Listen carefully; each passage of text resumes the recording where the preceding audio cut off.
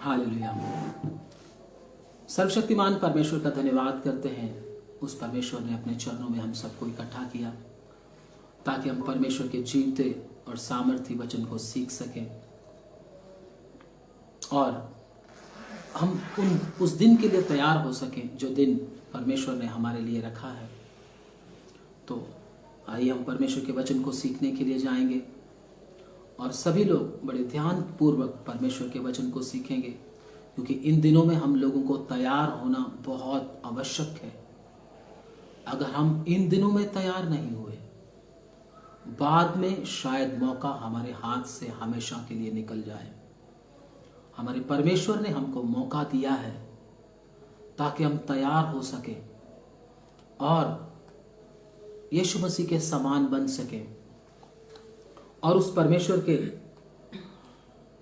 वचनों की ओर ध्यान करें और जो काम परमेश्वर ने हमको दिया है उस काम को हम कर सकें और उसकी इच्छा को जानकर हम पूरा कर सके।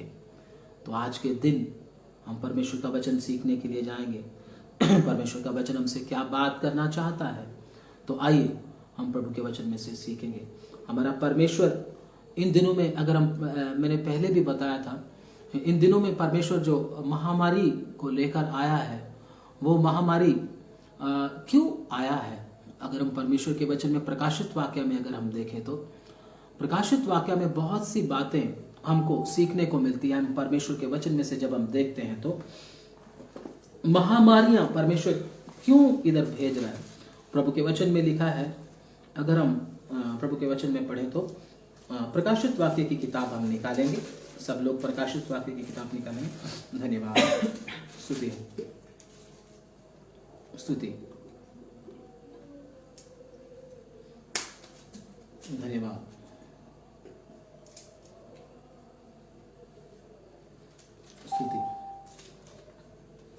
16 अध्याय रेवलेशन चैप्टर 16 वर्स 8 हम प्रभु के वचन में से पढ़ेंगे। प्रकाशित वाक्य की किताब उसका 16 अध्याय और उसका 8 वचन हम प्रभु के वचन में से पढ़ेंगे। चौथे स्वर्गदूत ने अपना कटोरा सूर्य पर उंडेल दिया और उसे मनुष्यों को आग से झुलसा देने का अधिकार दिया गया। मनुष्य बड़ी तपन से झुलस गए और परमेश्वर के नाम की, जिसे इन विपत्तियों पर अधिकार है, निंदा की, पर उसकी महिमा करने के लिए मन न फिराया।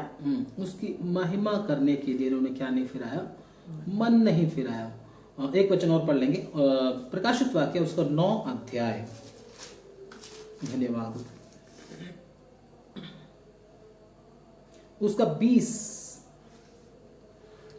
बाकी मनुष्यों ने जो उन मरियों से ना मरे थे अपने हाथों के कामों से मन न फिराया कि दुष्टात्माओं की और सोने और चांदी और पीतल और पत्थर और काठ की मूर्तियों की पूजा ना करें, जो ना देख ना सुन ना चल सकती हैं। 21।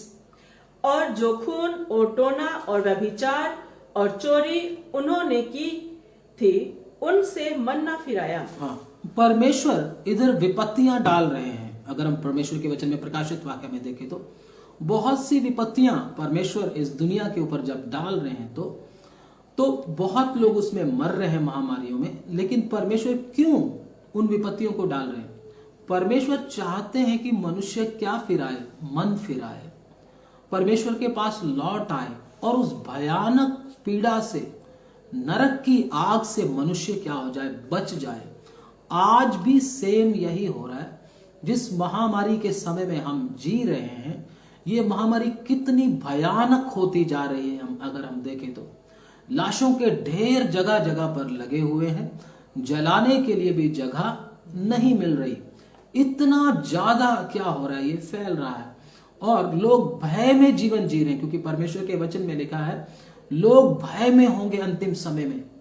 इतना लोगों को भय होगा कि आगे क्या होगा, आगे क्या होगा, आगे क्या होगा।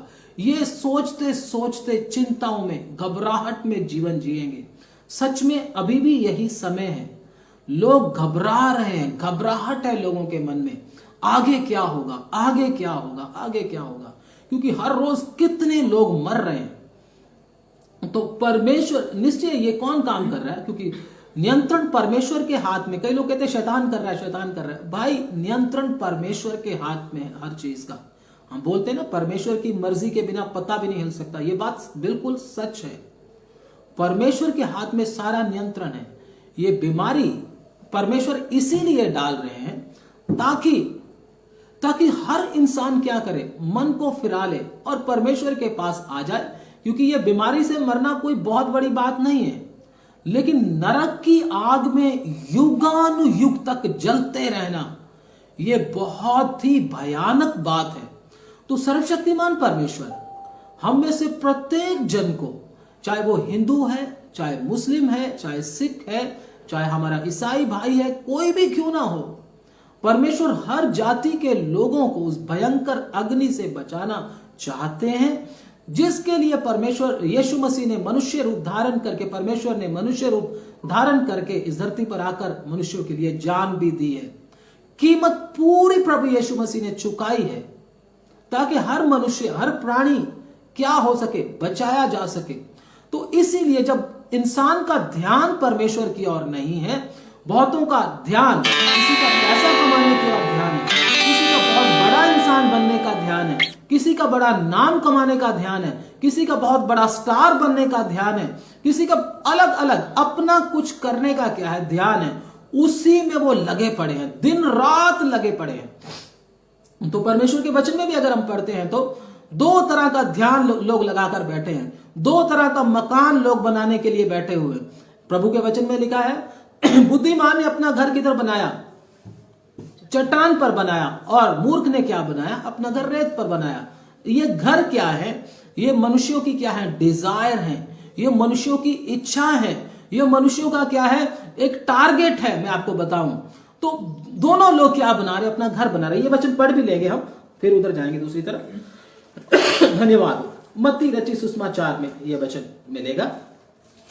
धन्यवाद, स्तुति है। मत्ती रचित सुसमाचार उसका 7 अध्याय और उसका हम पढ़ेंगे 24 और 25 वचन हम प्रभु के वचन में से पढ़ेंगे। इसलिए जो कोई मेरी ये बातें सुनकर उन्हें मानता है, वह उस बुद्धिमान मनुष्य के समान ठहरेगा जिसने अपना घर चट्टान पर बनाया, और मेघ बरसा और बाढ़ें आई और आंधियां चली और उस घर से टकराई, फिर भी वह नहीं गिरा, क्योंकि उसकी नींव चट्टान पर डाली गई थी। जी। परंतु जो कोई मेरी ये बातें सुनता है और उन पर नहीं चलता, वह उस निर्बुद्धि मनुष्य के समान ठहरेगा जिसने अपना घर बालू पर बनाया, और मेघ बरसा और बाढ़ें आई और आंधियां चली और उस घर से टकराई, और वह घर गिरकर सत्यानाश हो गया। बस। तो इधर दो तरह के मनुष्य हैं। ये दोनों तरह के जो मनुष्य हैं प्रभु के पास आए हैं, लेकिन इनका उद्देश्य अलग अलग है, इनका सोच अलग अलग है। मैं आपको बताना चाहता हूं सोच क्या। एक आदमी प्रभु के पास आकर क्या कर रहा है, चट्टान के ऊपर घर बना रहा है। प्रभु का वचन कहता है वो चट्टान कौन है, वो मसीह है, वो प्रभु यीशु मसीह है। उसका टारगेट सिर्फ प्रभु यीशु मसीह को मिलना है। मैं एक दिन मेरे उद्धारकर्ता अर्थात उस मेरे परमेश्वर से मिलना चाहता हूं, जिसने मेरे लिए इतना कुछ किया है जिसके मैं योग्य भी नहीं हूं। तो इसका टारगेट ये है, ये प्रभु से मिलने के लिए अपनी जान लगा रहा है, पूरा जोर लगा रहा है, तैयारी के लिए अपने आप को पूरा मतलब क्या कर रहा है, अपना झोंक रहा है सब कुछ। एक इंसान क्या है, यीशु के पास आकर वो घास फूस काट और इन चीजों पर क्या कर रहा है, ध्यान दे रहा है, सोने चांदी के ऊपर ध्यान दे रहा है। तो यीशु के पास आकर सोना मिल जाएगा, यीशु के पास आकर चांदी मिल जाएगी, यीशु मसीह के पास आकर ये मिल जाएगा, वो मिल जाएगा, बहुत सारी चीजों के ऊपर क्या कर रहा है, अपना ध्यान केंद्रित कर रहा है। लेकिन परमेश्वर का और चंगाई मिल जाएगी और गाड़ी मिल जाएगी, ये दुनिया की चीजों की तरफ वो किस पे घर बना रहा है, रेत के ऊपर घर बना रहा है। लेकिन परमेश्वर का वचन क्या कहता है, पहला कुरिन्थियों उसका 3 अध्याय उस आदमी के विषय में परमेश्वर का वचन क्या कहता है। पहला कुरिन्थियों उसका 3 अध्याय और उसका 11 वचन हम पढ़ेंगे जी।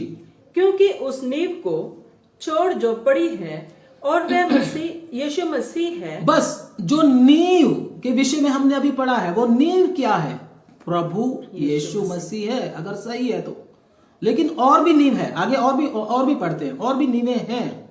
हाँ पढ़े। कोई दूसरी नींव नहीं डाल सकता। दूसरी नींव है, प्रभु कहता वो नहीं डाल सकता। आगे, यदि कोई इस नींव पर सोना, यदि कोई इस नींव पर सोना, मतलब दुनिया की चीज। अभी बहुत सारे लोग यीशु मसीह के पास दुनिया की चीजों के लिए आते हैं, उनको यीशु नहीं चाहिए, यीशु से कुछ चाहिए। मैं आपको बताना चाहता हूं, अभी हम उस बीमारी के ऊपर ही आएंगे, जो बीमारी महामारी फैल रही है। हम वचन को जोड़कर धीरे धीरे करके उधर ही आएंगे, तो ध्यान से सुना। तो ये वचन पढ़ना दोबारा। यदि कोई उस नींव पर सोना, यदि कोई विश्वासी उस नींव के ऊपर सोना, हाँ, या चांदी का बहुमूल्य पत्थर, या चांदी, या बहुमूल्य पत्थर, या बहुमूल्य, बहुत सारी बहुमूल्य चीजें, या पत्थर, हाँ, या काठ, या काठ, या घास, या घास, या फूस का रदा रखे, हाँ, या इन चीजों का रदा रखे, तो हर एक का काम प्रकट हो जाएगा। हर एक का काम प्रकट हो जाएगा। हाँ, क्योंकि वह दिन उसे बताएगा, वह दिन उसे बताएगा, इसलिए कि आग के साथ प्रकट होगा, इसलिए कि आग के साथ प्रकट होगा। वो बस वो दिन आग के साथ क्या होगा? प्रकट होगा। मतलब अगर आपके ऊपर महामारी आती है, आपके ऊपर मरने की स्थिति आ जाती है महामारी के द्वारा, कोरोना कोविड-19 आपके ऊपर आ जाता है, और वो बहुत बुरे तरीके से आता है, और बहुत लोगों के ऊपर आने भी वाला है, मुझे नहीं मालूम किस चीज के ऊपर आने वाला है। तो वो अगर आपके ऊपर आ जाता है, अगर आपकी नींव प्रभु यीशु मसीह के ऊपर डली हुई है, तो वो आपका कुछ भी बिगाड़ नहीं सकेगा। लेकिन अगर आपकी नींव प्रभु से बरकत पाने की, आशीष पाने की, या कुछ और चीज लेने की, या बहुत बड़ा कोई काम नौकरी लेने की, बहुत अपना दुनिया का कुछ सामान लेने की, या कुछ और चीजों की ऊपर है, तो आप जब आग आएगी वो सब क्या हो जाएगी? नींव जल जाएगी। आप बुरी तरह से थरथराने और कांपने लगोगे, मैं आपको बता दूं, और डर के साथ आपके पसीने छूट जाएंगे, आपका बुरा हाल हो जाएगा। अब मैं क्या करूं, किधर को जाऊं? कृपा करके कोई ना कोई मुझे आकर क्या कर ले, बचा ले। आपके मन में ये डर और भय आ जाएगा, मैं आपको बता दूं। लेकिन अगर आपकी नींव प्रभु यीशु मसीह है, तो आप क्या सोचोगे? आप सोचोगे मैं अपने प्रभु के पास एक दिन चला जाऊंगा, मेरा बाप जिसने मेरे लिए इतना कुछ किया है, मैं उसके पास जाऊंगा। आपको मतलब भय नहीं सताएगा, आपको डर नहीं सताएगा, आपको चिंता नहीं सताएगी, आपको अंदर ही अंदर विश्वास होगा, मैं अपने यीशु से जाकर मिलूंगा। लेकिन अगर आपका लक्ष्य कुछ और है यीशु मसीह के पास आकर, मैं आपको बोलता हूं, उस आग के सामने आप ठहर नहीं पाओगे, नहीं ठहर पाओगे आप। प्रभु क्यों हमको यह वचन दे रहा? मालूम नहीं आगे आने वाली मुसीबत हमारे ऊपर है, मालूम नहीं। इसलिए मुसीबत आने से पहले पहले मुझे और आपको क्या होना है? तैयार होना है। अपनी नींव किसके ऊपर डालना है? प्रभु यीशु मसीह के ऊपर डालना है। वो नींव दृढ़ है, वो नींव चट्टान है, उसको कोई हटा नहीं सकता। जितनी भी आंधियां आएंगी, जितने भी तूफान आएंगे, जितना कोई भी कुछ आएगा, बाढ़ आएगी, कुछ भी नहीं बिगाड़ सकेगी। मैं आपको बोलता हूं, अगर चट्टान के ऊपर आपका घर बना है, तो कितने भी, जितनी आंधी और जितने तूफान, जितनी बाढ़ आएगी, वो क्या करेगी? और साफ करके चली जाएगी। जब पानी एकदम जोर से आएगा, अंदर और साफ हो जाएगा। पहले अंदर आएगा, फिर बाहर खींचकर सारी गंदगी को ले जाएगा। लेकिन अगर चट्टान पर घर नहीं बना, रेत पर घर बना है, तो रेत का मतलब है दुनियावी चीजें। यीशु मसीह से कुछ लेना देना नहीं, बस दुनियावी चीजों से मतलब है। तो मैं आपको बोलता हूं, वो आपके घर को बुरी तरह से तोड़ डालेगी। घर का मतलब हमारे जीवन को बुरी तरह से उखाड़ फेंकेगी। हम बुरी तरह से डर जाएंगे, सब कुछ तबाह हो जाएगा। तबाह होने का मतलब क्या है? हमारा प्राण और आत्मा को हम बचा नहीं सकेंगे। बड़े अफसोस के साथ हमको नरक की आग में फिर जाना पड़ेगा। परमेश्वर प्यार करते हुए मैं आपको बोलता हूं, ये महामारी को आने दिया है ताकि जितने लोग परमेश्वर से दूर हैं, जितने उसके बच्चे इधर उधर भटके हुए हैं, वो किसके पास आ जाएं? दौड़कर परमेश्वर के पास आ जाएं। मैं आपको बोलता हूं, जैसे मुर्गी के बच्चे इधर उधर घूमते रहते हैं, छोटे बच्चे जब चूजे जो होते हैं इधर उधर घूमते हैं, तो एकदम जब चील या फिर कुछ कौवा वगैरह आता है तो मुर्गी क्या करती है? एक आवाज देती है, स्पेशल आवाज निकालती है। जब वो आवाज निकालती है तो बच्चे उस आवाज को सुनकर दौड़कर उसके पंखों के नीचे आ जाते हैं और वो बच जाते हैं। जितने बच्चे पंखों के नीचे आकर छुप गए वो बच जाते हैं, लेकिन जितने उस आवाज को नहीं सुनते, छोड़ो पर इसको क्या सुनना, रहने दो, कुछ गाना सुनते हैं या कुछ और एंटरटेनमेंट की चीज देखते हैं, ये वचन को क्या सुनना, दिमाग में टेंशन क्यों डालना, मतलब वो ध्यान नहीं दे रहे, मां की आवाज की तरफ ध्यान जो नहीं दे रहे, है ना। तो उसको क्या होता है? चील देखता है ये उससे दूर है, ये उसकी तरफ ध्यान नहीं दे रहा, दौड़कर उसके पास नहीं आ रहा। चील आती है, उसको पकड़कर अपने मजबूत पंजों में पकड़कर उठाकर उसको ले जाती है, उसको फाड़ डालती है, उसकी जीवन लीला को समाप्त कर देती है। ऐसे ही हमारा परमेश्वर भी इस महामारी के द्वारा आवाज दे रहा है। जितने उसके बच्चे परमेश्वर से दूर हैं, जितने उससे मतलब क्या साइड पर हटे हुए हैं, दौड़कर उसकी आवाज को सुनकर उसके पैरों के नीचे इन दिनों में आ जाएं। तभी हमारा क्या है? बचाव है। नहीं तो हमारा जैसे संसार का जहाज डूबने वाला है, ऐसे ही हम भी संसार के साथ एक दिन डूब जाएंगे। मैं आपको बोलता हूं, वचन सत्य है। सत्य कड़वा होता है हमेशा। मीठी मीठी बातें, ब्लेसिंग की बातें, इधर उधर की बातें मैं आपको नहीं बता सकता, क्योंकि जो हो रहा है या होने वाला है वही है सही भविष्यवाणी। अगर मैं आपको बोलूं कल को आपका वीजा लगने वाला है, आप जहाज पर चढ़ने वाले हो, कल को उधर लॉकडाउन लग जाए, ठीक है जी, या आप उधर चले जाओ, आपको कुछ और बीमारी आ जाए और परेशानी हो जाए, बोलोगे ये क्या हो गया? भाई ऐसा नहीं, झूठ मूठ का भविष्यवाणी करने का समय अब नहीं है ना। फालतू की तसल्ली, झूठी तसल्ली लोगों को देने का अब समय नहीं है। अब लोगों को परमेश्वर की आवाज सुनाने का और परमेश्वर की इच्छा बताने का समय है, ताकि ज्यादा से ज्यादा लोग क्या कर लें? परमेश्वर के पास आ जाएं, अपने प्राणों को बचा लें, क्योंकि ये प्रभु एक आवाज कर रहा है ताकि दौड़कर लोग आ जाएं, और कुछ नहीं है। ये महामारी सिर्फ लोगों को मन फिराने के लिए है। जितने लोग मन फिर भी नहीं फेरा रहे, सब कुछ बात सुन लिया, सब कुछ पता चल गया, फिर भी कहते छोड़ो परे, रहने दो, वो लोगों का समय समाप्त हो रहा है। वो लोग इस दुनिया को छोड़कर क्या कर रहे हैं? जा रहे हैं। मैं आपको बता दूं। लेकिन हाँ, ये भी बात है, अगर आपका सेवा समाप्त हो गया, अगर आपका समय आ गया प्रभु में चलते चलते, वो बात अलग है, वो तो भी आप प्रभु के पास जा सकते हो, लेकिन उसमें घबराने की बात नहीं, वो आप प्रभु के पास जाओगे। लेकिन अगर आपने समय वेस्ट कर रहे हैं, आप समय बर्बाद कर रहे हैं, अभी आपने मन नहीं फिराया, आपका हृदय अभी तक नहीं बदला, पुराने ही व्यवहार में, पुराने ही कामों में, पुरानी ही सोच में, पुरानी ही इच्छाओं में अगर आप फंसे हुए हैं, तो फिर आपके लिए बहुत भारी खतरा है, मैं आपको बता दूं। लेकिन खुशखबरी यह है कि आपको प्रभु वचन सुनने का मौका दे रहा है, आपको प्रभु बुला रहा है। अगर आप फिर भी उसकी आवाज नहीं सुनते, फिर आपके लिए बहुत अनंत काल के लिए नुकसान हो सकता है। तो इधर प्रभु के वचन में जब हमने पढ़ा है कि जो घास फूस का रदा रखता है, उसका काम क्या हो जाएगा? आग से जब प्रकट होगा, वो खड़ा नहीं रह सकेगा, उसको उसके मन में घबराहट आएगी, वो जलेगा, चिंता में पड़ जाएगा। तो परमेश्वर का वचन जो हमने इधर प्रकाशित वाक्य में पढ़ा है, अगर हम उस वचन को दोबारा दोहराएंगे तो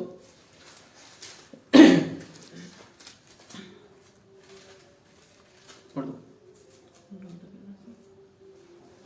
उसका 9 अध्याय और उसका 21। और जो खून और टोना और व्यभिचार और चोरी उन्होंने की थी, उनसे मन ना फिराया। उन्होंने मन ना फिराया। प्रभु चाहते थे कि लोग मन फिराएं, लेकिन लोगों ने मन नहीं फिराया। तो उन महामारियों के द्वारा, उन बुरी बुरी आपदाओं के द्वारा लोग मारे गए। अभी तो क्या है, कोरोना एक ही आया है, उसी से सारी दुनिया में हलचल मच गई। अभी तो और बहुत सी ऐसी विपत्तियां इस दुनिया में आने वाली हैं। मैं सोचता हूं लोग करेंगे क्या फिर? इसका ही नहीं पूरी तरह से इलाज मिल रहा। एक इंजेक्शन, पहले एक इंजेक्शन था, फिर 2 इंजेक्शन हो गए, अब 3 इंजेक्शन हो गए, अभी इसके बाद कह रहे हैं एक और आ रहा है। मतलब लोगों को, डॉक्टर्स को भी समझ में नहीं आ रहा कि इलाज कैसे होगा। पहले बोल रहे थे लोगों से, एक दूसरे से फैलता है, ड्रॉपलेट इन्फेक्शन के द्वारा फैलता है, ठीक है जी। तो अभी क्या बोल रहे, कहते हवा में फैल रहा है। बताओ, नई नई स्टडीज आ रही हैं, लोगों को समझ में नहीं आ रहा कि कैसे कैसे हो रहा। एक कोरोना ने ही क्या कर दिया, दुनिया को पूरी तरह से हिलाकर रख दिया। लेकिन जो विपत्तियां परमेश्वर के वचन में, बाइबल धर्म शास्त्र में लिखी हुई हैं, जो आने वाली हैं, तब दुनिया का क्या होगा सोच कर देखो। इसमें लिखा हुआ है कि लोग बता रहे हैं कि अमेरिका ने ऐसा चिप बनाया जो कि कोरोना के बारे में क्या कर देगा, हमको बताएगा। उसमें कोरोना है नहीं है कैसे करके वो चिप में बताएगा। लेकिन कोरोना तो है ही, लेकिन उसके बाद कितनी कितनी बीमारियां बड़ी बड़ी आने वाली, कितनी कितनी बढ़िया परेशानियां आने वाली, उसमें कौन सा चिप बनाएंगे? तो परमेश्वर के वचन में लिखा आकाश की शक्तियां हिलाई जाएंगी, प्रभु के वचन में लिखा। फिर कौन सा चिप बनेगा? तो इंसान समझ नहीं पाएगा अपने दिमाग से, ऐसा आगे आगे होता चला जाएगा। ये सभी क्या है? परमेश्वर लोगों को बचाने के लिए कर रहे हैं। अगर परमेश्वर लोगों को खुला छोड़ दे, कोई बीमारी नहीं, कोई कुछ नहीं, लोग पाप में क्या होते जाएंगे, हर इंसान पाप में मरता जाएगा। मसीह को मानने वालों की संख्या भी बहुत क्या हो जाएगी, कम हो जाएगी। अभी तो थोड़ी बहुत है। क्यों? लोग अयाशी में जीवन जीना शुरू करेंगे, और अयाशी में जीवन जीते जीते अपने कीमती समय को बर्बाद कर डालेंगे। मौत का दूत आकर खड़ा हो जाएगा, उसके बाद मन फिराने का भी मौका नहीं मिलेगा। अगर एकदम मौत का दूत आकर सामने खड़ा हो जाए, ये आशीष है, या बीमारी परेशानी के द्वारा बहुत सारा समय हमको मिल रहा है, प्रभु के पास आ जाए, ये आशीष है। सबसे बड़ी आशीष तो यही है कि परमेश्वर हमको क्या दे रहा है, एक मौका दे रहा है, ताकि हम जैसा हमको बनना चाहिए, परमेश्वर यीशु मसीह के स्वरूप में बनना चाहिए, वैसा हम बन जाएं। जो काम हमको प्रभु ने सौंपा है उसको जल्दी से पूरा कर लें, ठीक है ना। क्योंकि हम अगर ऐसे अपनी मर्जी से चलते रहेंगे तो हम एक दिन जरूर धोखा खाएंगे।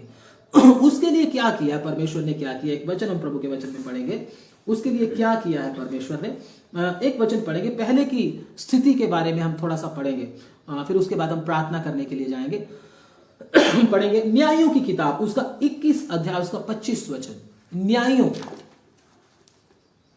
द बुक ऑफ जजेस चैप्टर 21 वर्स 25। न्यायों की किताब, उसका 21 अध्याय, उसका 25वां वचन हम प्रभु के वचन में पढ़ेंगे। न्यायों की किताब जी। उन दिनों में इस्राएलियों का कोई राजा ना था। उन दिनों में इस्राएलियों का कोई राजा नहीं था। जिसको जो ठीक जान पड़ता था वही वह करता था। जिसको जो ठीक जान पड़ता था वही वो करता था। मतलब राजा मतलब अगुआ। इस्राएलियों का कोई अगुआ नहीं था, उनको कोई बताने वाला नहीं था क्या करना है क्या नहीं करना है। इसलिए वो क्या करते थे, अपनी मर्जी से चलते थे, जो उनको अच्छा लगता था वही किया करते थे, पाप में जीवन बिताते थे। बुरी तरह उनका बहुत बुरा हाल था, क्योंकि उनको समझाने वाला, उनको गाइड करने वाला, अगुआ, उनका लीडर, उनको लीड करने वाला कोई भी नहीं था। तो इनकी हालत ये हो चुकी थी। अभी तो वो पाप में लिप्त हो गए, बुरी तरह से अपनी मर्जी करने लगे, तो परमेश्वर का क्रोध भी उनके ऊपर आ रहा था, क्योंकि उनका कोई अगुआ नहीं था, अपनी मर्जी कर रहे थे। आज भी बहुत सारे लोग क्या चाहते हैं, हमें कोई रोकने वाला ना हो, हमको कोई समझाने वाला ना हो, हम अपनी मर्जी करेंगे, हमको भी सब कुछ मालूम है, हमको भी वचन आता है। बहुत सारे लोगों को मैंने थोड़ा देखा जो पोस्ट वगैरह डालते, कहते उद्धार पाने के बाद सेवकों की जरूरत नहीं होती, परमेश्वर के दासों की कोई जरूरत नहीं होती, फिर परमेश्वर ही आपको बताता है, परमेश्वर ही आपको गाइड करेगा। क्या जरूरत है सेवकों की? छोड़ो, पादरियों के पीछे पड़ना क्या करता है, छोड़ दो। परमेश्वर के दासों के साथ चलना क्या करता है, छोड़ दो। प्रभु आप ही अपने आप को क्या करेगा, सिखाएगा। ये शैतानिक शिक्षा है, मैं आपको बता दूं। बहुत सारे लोग, आपको वचन में लिखा है, भरमाएंगे, क्योंकि इजराइलियों के साथ भी ऐसा हुआ। उनका अगुआ जब कोई नहीं था तो इस्राएली अपनी मर्जी की सी चाल चलते थे, क्योंकि उनको कोई सिखाने वाला नहीं था, गाइड करने वाला नहीं था। तो परमेश्वर की सजाएं इजराइलियों के ऊपर आती थी। क्यों? क्योंकि अगुआ उनके पास को नहीं, अगुआ किसी को मान भी नहीं रहे। प्रभु के जब भविष्यवक्ता आते थे, प्रभु के दास लोग जब आते थे, उनको यह पत्थरवा करके मार डालते थे। आज भी बहुत सारे लोग परमेश्वर का वचन सुनना नहीं चाहते, उनके पास बाकी सब कुछ सुन लेते हैं, समय है, सारा दिन मोबाइल के ऊपर व्हाट्सएप चला सकते हैं, यूट्यूब के ऊपर देख सकते हैं, फेसबुक के ऊपर भी सारा दिन लगा सकते हैं, लेकिन 1-1.5 घंटा परमेश्वर के चरणों में बैठना उनके लिए बहुत भारी है।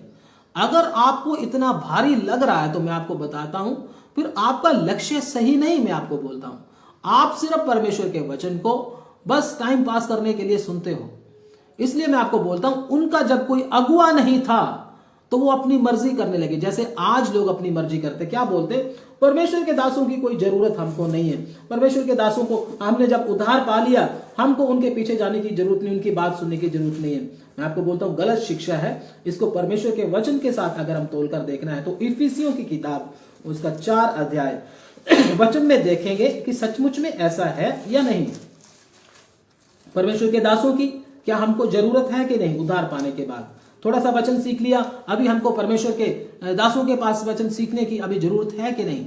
तो पढ़ेंगे प्रभु के वचन में से इफिसियों की किताब उसका 4 अध्याय उसका 11 वचन। हम प्रभु के वचन में 11 और 12 और 13 तक प्रभु के वचन में उसको धीरे धीरे करके पढ़ेंगे। उसने कुछ को प्रेरित नियुक्त करके, उसने कुछ को प्रेरित नियुक्त करके, इधर नियुक्ति का बात आता है। बहुत सारे लोग अपने आप थोड़ा सा सीख लिया, परम पिता की हम स्तुति गाएं, गीत आ गया तो बाइबल उठाया तो बोलते हम भी सेवा करेंगे, लेकिन परमेश्वर ने उनको नियुक्त नहीं किया। जब तक नियुक्त नहीं किया तब तक सेवा करना वेस्ट है। मैं आपको बताता हूं, प्रभु बोलेगा मैंने तो तुमको बोला नहीं, ठीक है ना? बोलेंगे हमने तेरे नाम से भूतों को निकाला, हमने तेरे नाम से अद्भुत काम किए, हमने ये किए वो किए। प्रभु बोलेगा मैंने तो भाई तेरे को बोला नहीं, अपने आप ही तू करता रहा। अभी मैं किसी की गवाही यूट्यूब के ऊपर सुन रहा था, वो बोल रहे थे मेरे अंदर इतनी भूतें थी, मेरे अंदर ये था वो था, और कितने सालों से मैं बीमार थी, और प्रभु यीशु मसीह ने सारी भूत प्रेत से मुझे क्या कर दिया, छुटकारा दे दिया। अब मैं दूसरों को भी चंगा करती हूं, प्रभु ने मुझे दूसरों को भी चंगा करने का वरदान दे दिया। भाई ऐसे वरदान नहीं मिलते, मैं आपको बोलता हूं, ऐसे नहीं होता। प्रभु यीशु मसीह के पास जब आते हैं तो वरदान कब मिलते हैं मैं आपको बताता हूं। सबसे पहले मन फिराना होता है, मन फिराकर पिता पुत्र पवित्र आत्मा के नाम से बपतिस्मा लेना होता है, वचन लगातार सीखते रहना होता है, और फिर कहीं जाकर प्रार्थना का जब जो हमारा जीवन होता, फिर कहीं जाकर परमेश्वर हमको पवित्र आत्मा से भरते हैं। भरने के बाद हमको आत्मिक, जब भरते हैं तो आत्मिक वरदान भी हमें परमेश्वर देते हैं। ये होता है, ये नहीं कि प्रभु ने आपको चंगा कर दिया आप भी दूसरों को चंगा करना शुरू कर दो। तो ऐसे ही चंगा करना शुरू करते करते लोग पास्टर बन जाते हैं। वो बोलते हैं हाँ मैं भी पास्टर बन गया क्योंकि मैं चंगा कर रहा हूं, क्योंकि पास्टर का काम चंगा करना होता बस। बहुत लोगों के साथ ऐसा धोखा शैतान कर रहा, मैं आपको बता दूं। एक मरीज को हाथ रख के चंगा कर दिया तो वो बोलते हैं हम भी अब सेवा कर रहे हैं। वो सही नहीं है, मैं आपको बोलूं, क्योंकि उस समय पछताना पड़ेगा। उस समय लोग बोलेंगे हमने तेरे नाम से ये नहीं किया वो नहीं किया। प्रभु बोलेगा मैंने तुझे बुलाया ही नहीं इस काम के लिए। इसलिए वही वचन को पढ़ते हैं 11।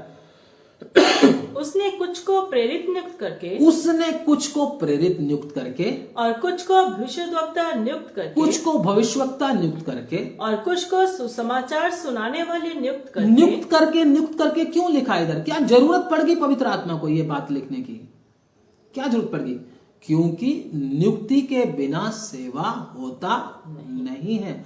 हाँ, यीशु का गवाही आप दे सकते हैं, लेकिन सेवकाई नहीं कर सकते आप, है ना? कलीसियाओं को नहीं चला सकते आप, उनको गाइड नहीं कर सकते आप। ये समझते, कई लोग क्या समझते, चंगा करना ही क्या है, सेवा है।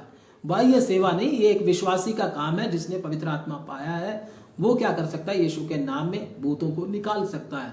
ये सेवा नहीं है, मैं आपको बता दूं, ठीक है ना। और वही कर सकता है जिसने मन फिराया है, पिता पुत्र पवित्र आत्मा के नाम से बपतिस्मा लिया है, परमेश्वर के वचन के अनुसार जीवन जी रहा है। अगर आपको किसी ने चंगा कर दिया, प्रभु यीशु मसीह ने भी बहुत सारे बीमारों को चंगा किया, बहुत सारे बीमारों को चंगा किया। वो लोग भी क्या करने लगे, यीशु मसीह के बारे में लोगों को क्या करने लगे, बताने लगे भी यीशु ने हमें चंगा किया। तो क्या वो चेले बन गए? चेले कभी नहीं बने, प्रभु यीशु मसीह के साथ कभी नहीं आए दोबारा। चंगे होकर क्या कर दिया, लोगों को बताना शुरू कर दिया, लेकिन वो चेले नहीं बने। इसका मतलब आप समझ ही गए होंगे, यीशु मसीह ने उनको बुलाया नहीं अपने साथ आने, उनको चंगा कर दिया और बोल दिया जा अपनी बीमारी से बची रहे, आगे से पाप ना करना, उसको भेज दिया।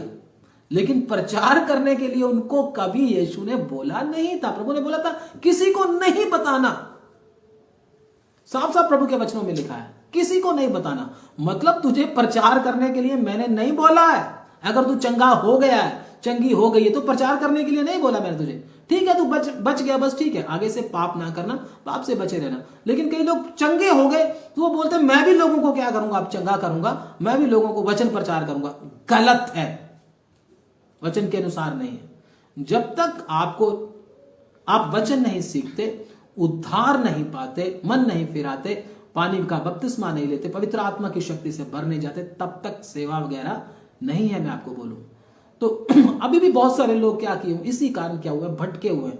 ऐसे लोग क्या करने लगते हैं, जब प्रचार करने लगते हैं तो बहुत सारे लोगों को ले डूबते हैं। मैं आपको बता दूं, बहुत सारे लोगों को सीखे बिना ही चंगा हो गया तो प्रचार करना शुरू कर दिया। भाई ये कौन से सेवक बन गए आप। इसलिए प्रभु बोलेगा, मत्ती 7 का 21 और 22 एक बार पढ़ दे जल्दी से।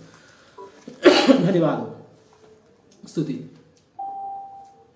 मत्ती 7 अध्याय उसका 21। जो मुझसे हे प्रभु कहता है, जो मुझसे हे प्रभु कहता है, उनमें से हर एक स्वर्ग के राज्य में प्रवेश न उनमें से करेगा। हर एक स्वर्ग के राज्य में प्रवेश नहीं करेगा, परंतु वही जो मेरे स्वर्गीय पिता की इच्छा पर चलता है। स्वर्गीय पिता की इच्छा क्या है, हर एक इंसान क्या पाए, क्या करे, मन फिराए, मन फिराकर पिता पुत्र पवित्र आत्मा के नाम से बपतिस्मा ले। प्रभु की ये इच्छा है, और पवित्र आत्मा से भर कर क्या करे, उसकी इच्छा को, उसकी मर्जी को पूरा करे, ठीक है ना। जब प्रभु उसको बुलाए तब वो सेवा के लिए निकले। लेकिन ये क्या कर रहे हैं, पढ़ो आगे। उस दिन बहुत से लोग मुझसे कहेंगे, हे प्रभु क्या हमने तेरे नाम से भविष्यवाणी नहीं की? भविष्यवाणी नहीं की? कौन सी भविष्य? आजकल बहुत सारे प्रॉफिट्स आ रहे हैं, प्रॉफिट। वो बोलते मैं फलाना प्रॉफिट, मैं फलाना, सबको प्रॉफिट की पड़ी है, प्रॉफिट, ये प्रॉफिट, मुझे ये प्रॉफिट हो जाए। क्यों? क्योंकि जब चंगा करेंगे तो प्रॉफिट मिलेगा, इज्जत मिलेगा, सम्मान मिलेगा, ठीक है ना, प्रॉफिट बनते हैं। उस समय बोलेंगे हमने तेरे नाम से भविष्यवाणी नहीं की, हाँ, और तेरे नाम से दुष्टात्मा को नहीं निकाला। अगर तुमने ये भविष्यवाणी की होती, ध्यान से सुनना भी इधर, अगर तुमने ये भविष्यवाणी की होती कि प्रभु इस दुनिया को सजा देने वाला है, सारे लोग प्रभु के चरणों में आकर क्या करें, तौबा करें, मन फिराएं, पाप से बच जाएं, नहीं तो परमेश्वर का क्रोध लोगों तुम्हारे ऊपर आ रहा है। ये प्रॉफिट जो होते हैं, ये कभी भी ऐसी भविष्यवाणी कभी नहीं करेंगे। सच्चा प्रॉफिट ही पाप के विषय में आपको बताएगा। नकली प्रॉफिट आपको फायदे की बातें बताकर आपको उलझा कर रखेगा उसी में। लेकिन असली प्रॉफिट को आपके और किसी चीज से नहीं, आपके प्राण और आत्मा से मतलब है। वो आपको पाप से बचाने के चक्कर में रहेगा, ताकि नरक की आग से ये बच जाए, जैसा प्रभु यीशु चाहता है। लेकिन ये लोग क्या कर रहे हैं, पढ़ो दोबारा। और तेरे नाम से दुष्टात्मा को नहीं निकाला, तेरे नाम से दुष्टात्मा को नहीं निकाला, और तेरे नाम से बहुत से आश्चर्य कर्म नहीं किए, तेरे नाम से बहुत से आश्चर्य कर्म नहीं किए, तब मैं उनसे खुलकर कह दूंगा, मैं उनको खुलकर कह दूंगा, मैंने तुमको कभी नहीं जाना, मैंने तुमको कभी नहीं जाना। हे कुकर्म करने वालों, हे कुकर्म करने वालों, मेरे पास से चले जाओ, मेरे पास से चले जाओ। क्योंकि प्रभु बोलेगा मैंने तुम्हें कभी जाना ही नहीं। क्यों नहीं जाना? क्योंकि तूने मेरी इच्छा के अनुसार काम नहीं किया। ठीक है, तू चंगा हो गया, और तुझे प्रचार करने के लिए नहीं बोला था कि तू चंगा हो गया, तू भी अब जाकर प्रचार कर। नहीं, उद्धार पाना है, स्टेप बाय स्टेप। पिता पुत्र पवित्र आत्मा के नाम से बपतिस्मा लेना है, फिर परमेश्वर का वचन सीखते हुए पवित्र आत्मा से भर जाना है, फिर तुझको जब नियुक्त किया जाएगा तब कहीं जाकर क्या करना है, प्रभु की सेवा को करना है। तू पहले से ही निकल गया और वचन सीखा नहीं, मैं चंगा हो गया, मैं चंगा हो गया, बस यही प्रचार करता जा रहा है, तो लोगों को भी चंगा होने की पड़ जाती है फिर।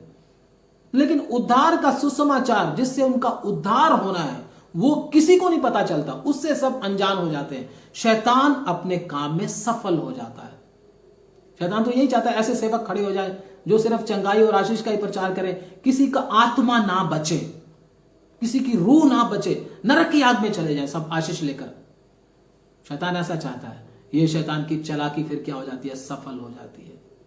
तो असली प्रॉफिट, असली भविष्यवक्ता वही होता है जो आपके पाप के विषय में आपको क्या करे, बताए कि आप नरक की आग में जा रहे हैं। मेरे भाई, आप वचन के सामने आए, आप तौबा करें, आप मन फिराएं, आप बपतिस्मा लें, प्रभु के पास आ जाएं, प्रभु के सामने नम्र बने, दीन बने। ये जब प्रचार करता है तो वो है सही। लेकिन इनको प्रभु क्या बोलेगा, प्रॉफिट, ये भी प्रॉफिट है, लेकिन प्रभु इनको क्या बोलेगा, हे कुकर्म करने वालों, मेरे पास से चले जाओ, ऐसा बोलेगा। इसलिए याद रखना इन दिनों में, अगर आप उसी वचन को पढ़ दें, किसी को भविष्यवक्ता इफिसियों 4 अध्याय, इसके बाद हम प्रार्थना करेंगे। इफिसियों 4 अध्याय उसका 12 से पढ़ लें, 11 से पढ़ लें दोबारा। उसने कुछ को प्रेरित नियुक्त करके, किसी को प्रेरित नियुक्त करके, और कुछ को भविष्यद्वक्ता नियुक्त करके, किसको भविष्यवक्ता नियुक्त और करके, कुछ को सुसमाचार सुनाने वाले नियुक्त करके, और कुछ को रखवाले और उपदेशक नियुक्त करके दे दिया। सेवकों की क्या जरूरत है, दे दिया। किनको दे दिया, जब आगे पढ़ोगे तो इधर लिखा हुआ है, इधर, जिससे पवित्र लोग सिद्ध हो जाएं। पवित्र लोगों को सिद्ध होने के लिए सेवक प्रभु ने दिए हैं। अगर आप कहते मुझे सेवक की जरूरत नहीं, आप सिद्ध हो नहीं सकते। परमेश्वर के वचन के अनुसार पवित्र बन नहीं सकते, क्योंकि सेवक के साथ जब प्रभु बात करेगा, उसको जब संदेश देगा, वो आपके तक पहुंचाएगा। अगर आपके तक संदेश ही नहीं पहुंच रहा तो आप आगे कैसे बढ़ोगे, नहीं बढ़ सकते आप आगे, ठीक है ना। अगर बॉर्डर पे आप हो, आपको संदेश ही नहीं मिल रहा तो आप आगे कैसे करोगे, आगे कैसे बढ़ोगे, आप जंग कैसे जीतोगे, संदेश नहीं मिल रहा आपको। तो संदेश देने के लिए क्या रखे हैं परमेश्वर ने, अपने सेवकों को रखा है। आगे बढ़े। और सेवा का काम किया जाए, सेवा का काम किया जाए, और मसीह की देह उन्नति पाए। मसीह की देह मतलब कलीसिया उन्नति पाए, आगे बढ़े। किनके द्वारा, इनके द्वारा। अगर आप कहते हैं सेवक की जरूरत नहीं, तो आपको अभी वचन मालूम नहीं है, आपको अच्छी तरह से परमेश्वर के वचन को सीखना है। आगे बढ़े। जब तक कि हम सब के सब विश्वास और परमेश्वर के पुत्र की पहचान में एक ना हो जाएं और एक सिद्ध मनुष्य ना बन जाएं और मसीह के पूरे डील डॉल तक ना चढ़ जाएं। कब तक हमको सेवक की जरूरत है, मुझे तो मसीह चलाएगा, अब मसीह मुझे लेकर चलेगा, मुझे तो परमेश्वर ही चलाएगा। मेरे भाई, आपको वचन मालूम नहीं है, मैं आपको बोलूं, जब इधर लिखा, जब तक हम सब के सब विश्वास और परमेश्वर के पुत्र की पहचान में एक ना हो जाएं और एक सिद्ध मनुष्य ना बन जाएं और मसीह के पूरे डील डॉल तक ना बढ़ जाएं, तब तक हमको सेवकों की, परमेश्वर के वचन बताने वालों की, हमको गाइड करने वालों की जरूरत है, उनकी अधीनता में रहने की जरूरत है। ये सर्वशक्तिमान परमेश्वर का वचन है, कोई भी धोखे में ना रहे, क्योंकि बहुत सारे लोग अधीनता से दूर करके, परमेश्वर के दासों से दूर करके, झुंड में से निकाल कर शैतान के हाथ में लोगों को सौंप रहे हैं। मैं आपको बता दूं, झुंड में से निकाल देते हैं, उसके बाद वो इधर उधर भटकता रहता है। जब वो भटकता है तो शैतान नामक जो शेर, प्रभु के वचन में लिखा, गर्जने वाले शेर की तरह जो घूमता है, वो उसको फाड़ खाता है। वो विश्वासी इधर का भी नहीं रहता, उधर का भी नहीं रहता, बीच में लटक जाता है, परेशान हो जाता, बाद में यीशु का इनकार भी कर देता है। फिर वो बोलता मुझे पास्टरों के पास नहीं जाना। क्यों? गाइडेंस गलत मिल गया। अगर आप सही तरीके से परमेश्वर के वचन को एक जगह पर बैठ के सीखते चले जा रहे हैं, बड़ी संतुष्टि के साथ, बड़े ही परमेश्वर के ऊपर भरोसा रखते हुए, तो आप एक दिन जरूर सिद्ध हो जाएंगे। प्रभु ने इसीलिए हमको सेवक दिए हैं। आज शैतान लोगों को क्या बोल रहा है, जरूरत नहीं है किसी की, जरूरत नहीं है, जरूरत नहीं है, जरूरत नहीं है। तो प्रभु ने ये जो सिस्टम बनाया उसको बाइबल से काट दो ना फिर। इसलिए किसी के धोखे में ना आए, जिधर प्रभु ने हमको रखा है उधर बड़ी अधीनता के साथ परमेश्वर के वचन को सीखें और प्रभु के वचन को सीखकर सिद्ध होते जाएं, पवित्र होते जाएं और प्रभु में आगे बढ़ते जाएं। यही परमेश्वर हमको चाहता है, किसी के धोखे में ना आए। तो ये परमेश्वर हमको क्या करना चाहता, सिखाना चाहता। इजरायलियों वाली हालात हमारी ना हो जाए, परमेश्वर नहीं चाहता।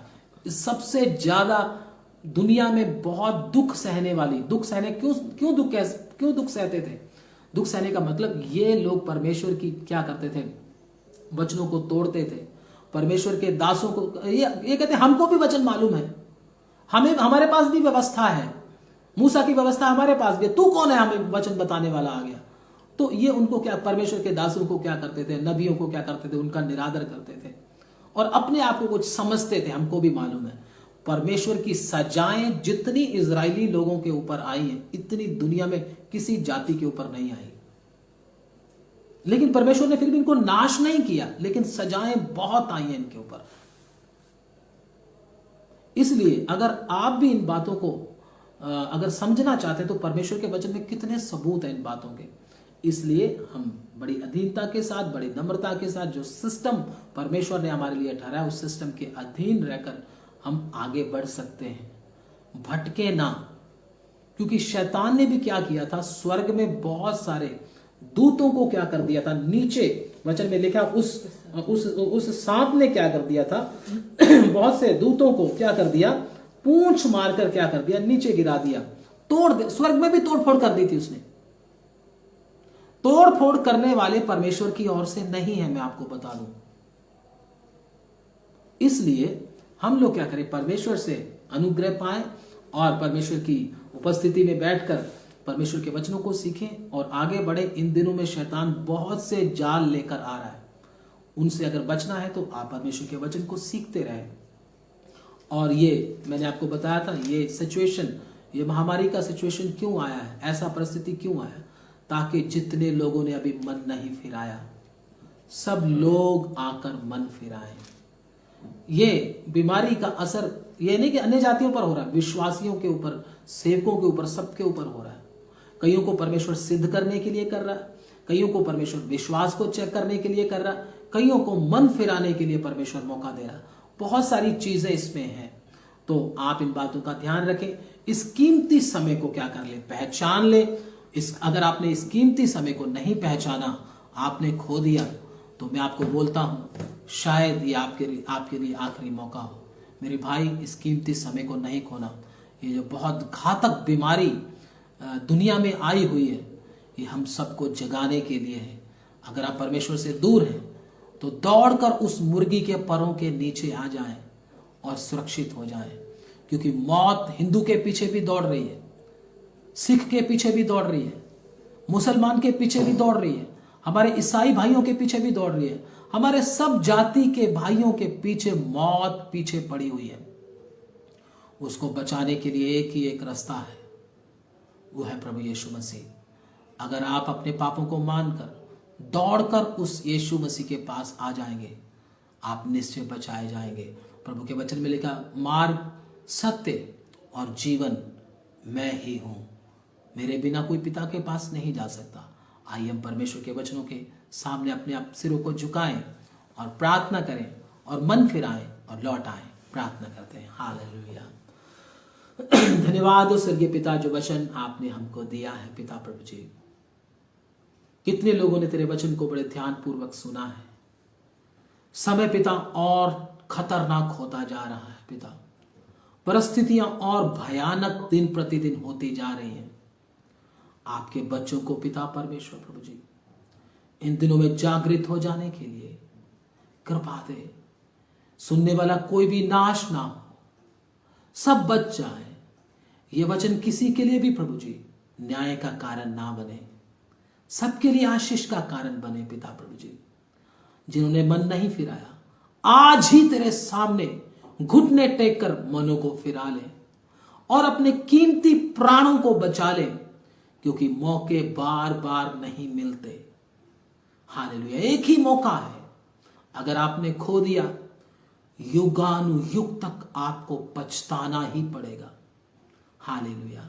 प्रभु के चरणों में झुक जाए, प्रभु को बोले, प्रभु मेरे पापों को माफ कर, प्रभु मुझे इस परिस्थितियों में से पिता प्रभु जी निकलने के लिए कृपा दे। मैं अपने पापों को मानता हूं प्रभु जी, मैं अपने गुनाहों को मानता हूं प्रभु जी, मेरे गुनाहों को माफ कर प्रभु जी। मौत जबकि सबके पीछे पड़ी हुई है, मौत का दूत सबके पीछे पड़ा हुआ, ले जाने के लिए तैयार खड़ा है, ऐसी परिस्थिति में प्रभु दौड़ कर तेरे पास आने के लिए मुझको कृपा दे। Hallelujah, hallelujah. प्रभु मुझे बचा ले, मैं अपने पापों को मानता हूं, अपने गुनाहों को मानता हूं। ऐसे करके प्रभु के सामने आप पश्चाताप करें। हालेलुया, और लौट आए। धन्यवाद, उसने आपके लिए कीमत दी है, निश्चय वो आपको बचाना चाहता है। अगर आप सच्चे मन के साथ, टूटे हुए हृदय के साथ प्रभु के सामने क्षमा मांगते हैं और परमेश्वर के वचन के पीछे चलने का निश्चय करते हैं, आपके सारे गुनाहों को प्रभु माफ करेगा और आपको पाप से छुड़ाकर चट्टान पर खड़ा करेगा, आपके प्राण और आत्मा को नष्ट होने से बचा लेगा। वो तैयार है, हम तैयार हो जाएं। हालेलुया। प्रभु एक एक को पिता परमेश्वर आशीष दें वचनों के द्वारा, जो बाद में सुनेंगे वो भी आशीष पाए, ताकि अपने प्राणों को बचा लें। एक एक को प्रभु जी आशीष दे। आपके हाथों में सौंप देते सब बातों को। आज की सभा प्रभु आपको पसंद आए, यीशु मसीह के नाम में आमीन, आमीन। अब हमारे खुदावंद प्रभु यीशु मसीह का फजल, पिता परमेश्वर का प्रेम, पवित्र आत्मा की सभागार इस झुंड के साथ, तमाम प्रभु के संतों के साथ हमारे खुदावंद यीशु मसीह की आमद तक होता रहे। आमीन, आमीन। सबको जय मसीह की। प्रभु आपको बहुत बहुत आशीष दे। God bless you.